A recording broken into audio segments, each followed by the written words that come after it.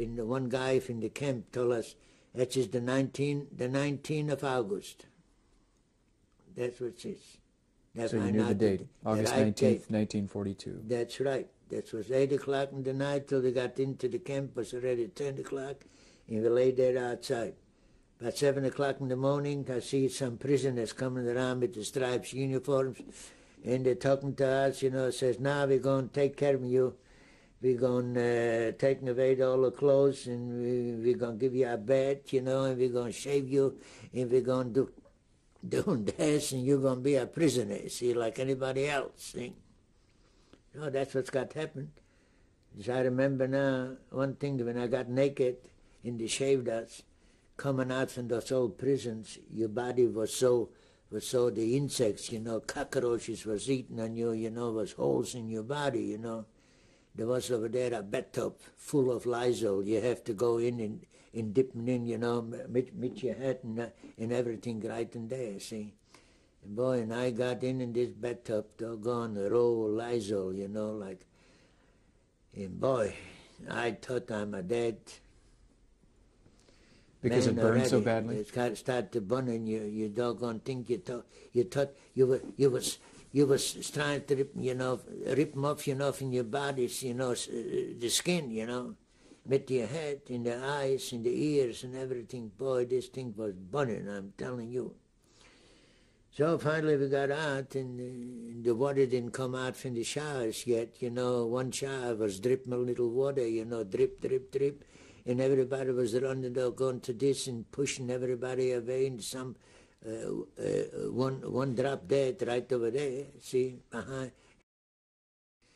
So you were labeled as a political prisoner? As a political prisoner. Not as a Jew? Not as a Jew political prisoner, okay. See. So did this date back, I'm sorry to interrupt, but did this date back to that document you signed? Yeah, but when you were originally arrested by the Gestapo as a political prisoner. Okay, so it connects to that. Yeah, so there's all of them that came in with the transport, from the prisons, they was political prisoners, see. Those days, political prisoners didn't get right away the number on their hands. Only came out later, a couple Poles escaped, See, they all was political prisoners, was there in the camp, So they had to put down all the Poles and, and the rest of the Jews, political prisoners, too, see. And they started taking down my names, by the table and give me a number. They put down the number here on my chest with ink, 60423. They put down, over here, right here on my chest, see. All of them, had right a number on the chest, with ink, like a blue ink was it, something like this. And they marched us in, they gave us a couple shoes, them wooden shoes, and that was a paint in the butt. Them wooden shoes, right away, scrubbed off, you hit the veins over here and the top and the desk, and you start to bleed, see. So I walked around the corner with them, and I took them off and I put them right over there. I left them in the gutter, right over there, in the street, see. And I walked them barefooted. Where they got us in a block, on building 7. So later I had a job, in the crematorium 1, they wanted to put in a big door, see. Put in a big door, because they had a single door like this in this room, where the people taking off the clothes, one little door, didn't went fast enough, to throw in the clothes, getting out the clothes in this robbing room, because right away people were staying outside and waiting to get in, see. So what I saw over there shook my foundation all the way up from the bottom to the top. I thought if I go to sleep, I never get up anymore. That's what I thought. All of a sudden, I see a blonde woman. She was around, I would say, 30, 32, 35 the most. Blonde hair, blue eyes, naked. She was wearing red shoes. And she comes up, from number 1 crematorium. in right behind here, I saw who I see, Mengele, mit this killer Mole, see? Mole was his name, yeah. And he's hollering, you know, are you Jewish? Are you Jewish? And she's hollering, yes, yes, ich bin ein Juden. And they walked a little bit closer to us. We were working about 100 feet away, you know, mix mortar, you know, and the door was there only to finish off a little bit, you know. And all of a sudden I see he's taking the cane. He had the cane in his hand. He's trying to wrap around her neck, see, and pulling it to him. And she let loose. She must be left-handed. She threw him a left right in the jaw, you know. And he started going backwards, you know. Another one assessment kicked her in the tights, and she fell down on her back, in her feet up. He grabbed it, and later Mengele grabbed another feet. In the cane, what he had in his hand, he pushed in the Virginia. When the whole thing went in her. I saw the blood coming out just like in a river. He let her lay like this for 2 hours, and she was bleeding to death. He came out and calls me. He says, he pulls out the cane and puts him against the wall, and he tells me, take the wheelbarrow, you move it around over there to the ovens. See, to the crematorium to burn it, see.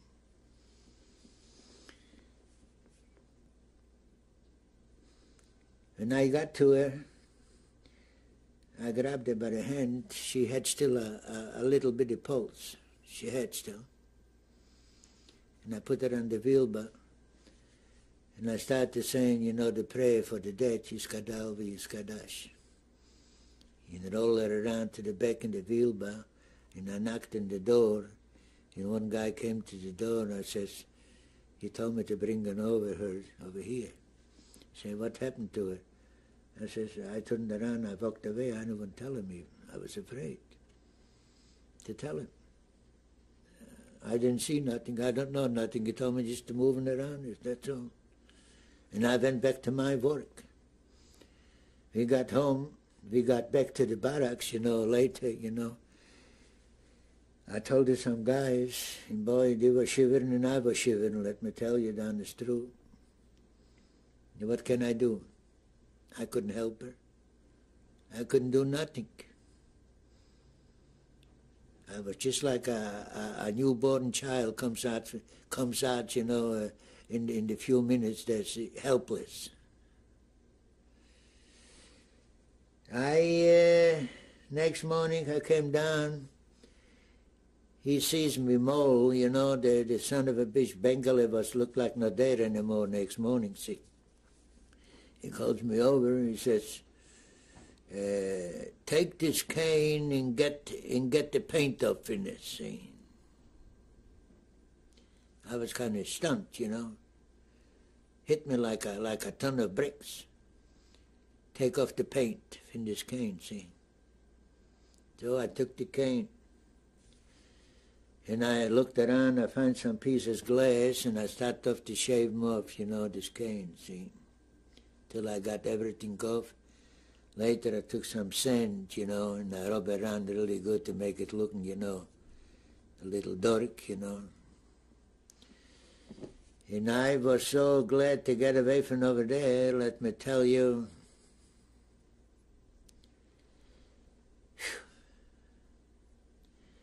And not to come back anymore. Later I came back, you know, a year later, came back in 44.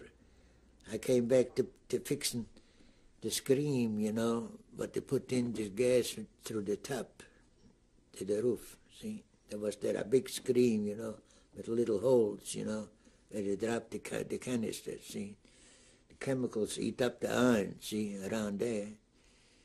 And he told me, you know, to chop them out all the way around. I put this way, I put all the way around, He brought a new screen, about 4 feet high, to putting around in this place, where the rat is, in putting cement around us in the bottom, We did this, and I looked in over there in the elevator, The elevator was loaded up with dead bodies still from yesterday. They had a transport. Boy, did I got scared, man. Like somebody would hit me over the head with an iron bar, see. I didn't want to go any further looking anymore. I says, I got enough already of it, see. That was 1944, around September. I was going in the first woman camp, comes over a girl to me, and she says, was it September? I believe maybe not. It was before. It was June or July, I believe, was it? And she's telling me, I got a brother in Auschwitz, and I want a little message. Can't you take it for him? I tells you which building he is, and I give you the name. So she told me the name. I didn't want to write it down. I says, I got to remember this, because less paper you got in the pockets, with names and numbers, you better up, see, in case when they catch you, see. She says, tell my brother that he's got this little package. That she had another brother, see, in the camp, see. She says that's Josh or something, something. He's got a little package, see. So me think I didn't talk too much about it. So I got in, and when I got back to camp, I walked in this building 15, and I told him, I says, look, I find out I want to talk to this guy, his name is so-and-so. They looked at me, only about Polacks was there living in the Polish prisoner, the hierarchy, in the camp, he came over and shook my hand. I says, look, I talked to your sister. He says, no, my sister-in-law. You see, he says that your brother got the package, see. Oh, yeah, sure, I'm glad of it. And she told me, that. Later, a couple of weeks later, they blow the crematorium, see. Those girls was working in the union worker, in the ammunition factory, see. And they brought out, little dynamite, see, every day. And they handed over to the guys what was working, over there in the crematoriums. And one Friday was it, on the afternoon, all of a sudden, boom, the siren, started to go, making the noise, and I see assessment on bicycles, and on trucks, all running over there to the crematoriums, I was in the camp, I wasn't scared. I said, the hell, I don't give a damn what this is. I said, how long did they leave me alone? I said, well, later I find out that after the crematorium was blown, they killed about 250 people over there, prisoners, but they was working in 3 and 4. They killed them all, see. They got the leader from this doggone thing, he with a couple of Russian prisoners blow this doggone thing up. And they cut a German assessment, and they pushed him in alive in the furnace. And the capo, was a German too, they pushed him in too, see. Did you see this, or I didn't see this. I heard later from another party, but they find out, was going around the rumors in the camp, what's got happened, see. The other people that were working over there in the other crematoriums, they knew what's going to happen, and that's what's got happened, see. They cut the wires and they tried to escape, and they went after them, and they brought every one of them dead, Dog was dragging them back to the crematorium on the street to lay them out, about 250 of them, dead ones, And later, they took out from the ammunition factories 40 girls, Jewish girls, all of them, see. And they take them into Auschwitz in Block 11, and the Gestapo started to ask them questions, see. They beat the hell out of all of them out, you know, and only 4 they left alive. The rest of them got shot by the Black Wall, see. And in those 4s, they was working, you know, in the camp, didn't let them go outside, you know. They thought that some man will go to him, you know, talk to them, you know, but nobody. We know already the tricks, the Gestapo tricks, you know. And we saw this, they was nothing but skeletons, you know, those girls, you know, they went through a hell of a lot, see.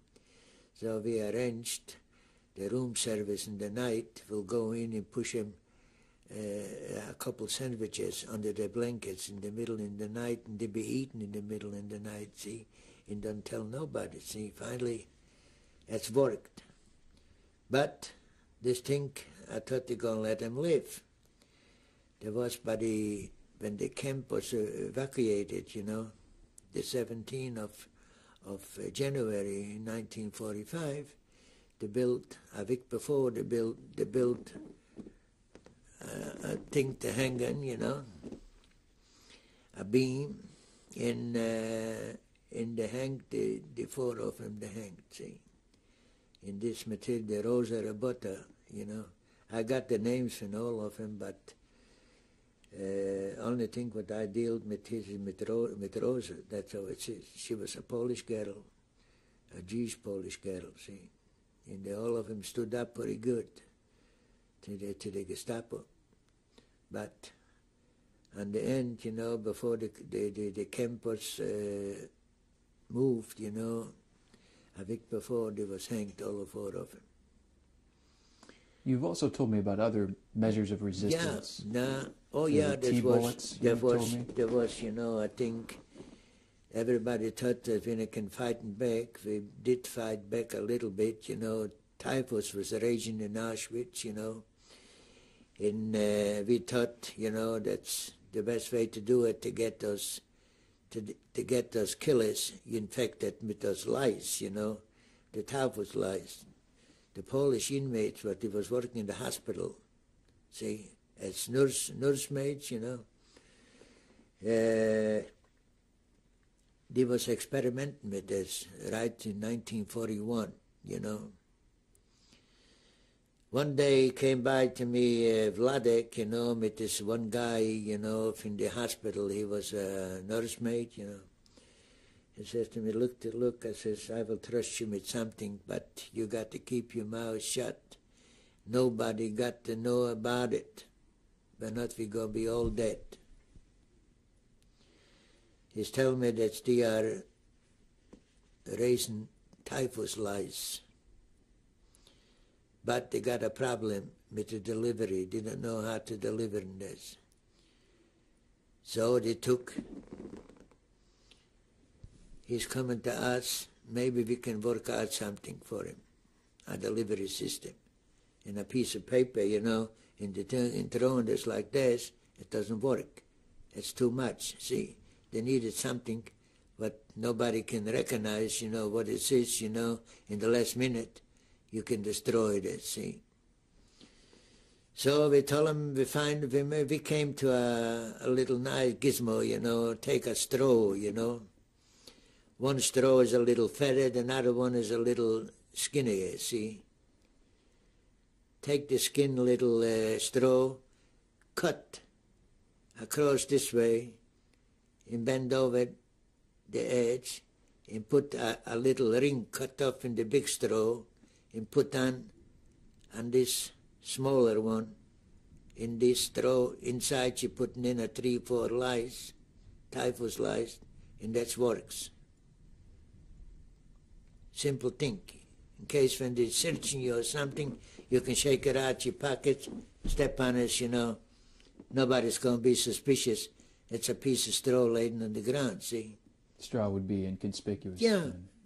Now, did you deliver any of these Yeah, typhus lice? First we show him when he worked on this pole in the hospital. He say he come back, you know, he says, you know, my dear people, he says, this works. That's the only way. Only have to do it. You come into a German house, you move a little bit, this doggone thing, you know, for the rink, you know, move a little bit, and it's open, and the lice can go out. That's all there's to it. So we did this, and it's worked. I delivered this myself a couple times. Who did you deliver them? To the German, when I was going around the German houses and fixing, you know, things, you know, in the beds, in the clothing, in the closet. That's the best thing, in the closet, in the clothing. Soon you put on a pair of pants or soon you get one bite from it. And the best thing, you know, lately came in the Russian, you know, and they brought the Siberian lice, you know, and that's doggone those Siberian lice, let me tell you, is worse like a 50 caliber machine gun. There's no cure for this. Yeah.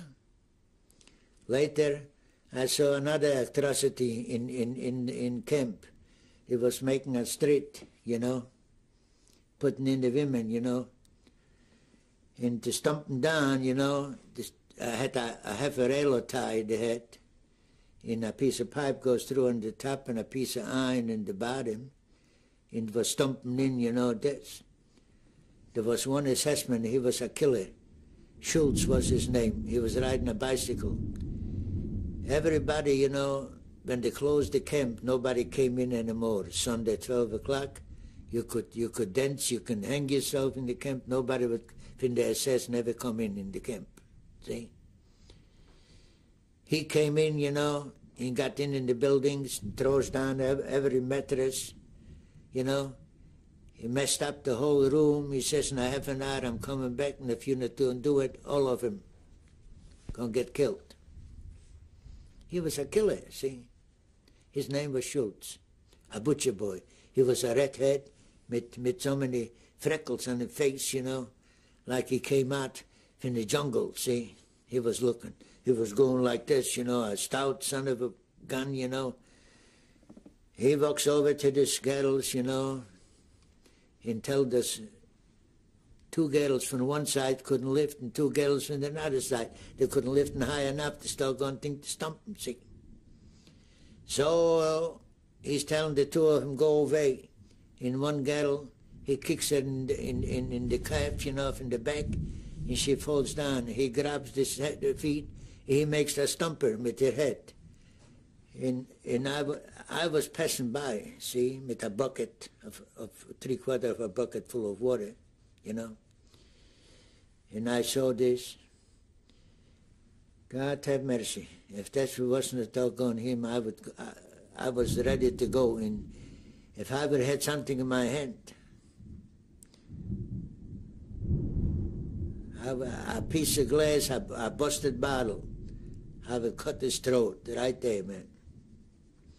He was standing and knocking, till I didn't see the head disappeared altogether. That's all. You see such kind of things. What is this here that we're looking at? That's a picture of Hermann Schwartz, of me, and that is after the liberation, 6 months after the liberation, in November. The picture was made in 1945 in November. And somebody had a uniform, you know, from the camp, and we borrowed this and we took some pictures. And that's what I was, let's see, around about 22 years old. Okay, good. Stand by. Okay, and roll. My name, as you see on this discharge paper, is still Schwarzwald Chaim. I changed my name when I was naturalized. I went up to the courthouse and they changed my name and they asked me for what reason. I told them wherever I went, he told me to pronounce and spell. And the judge told me that's I believe you're doing the right thing, you know. So I accepted, and now my name is Hermann Schwartz. This paper is a discharge paper from the American Armed Forces. I worked for them for 29 months, till this day, till when I was discharged. And that is a memento I will cherish all the time. Thank you.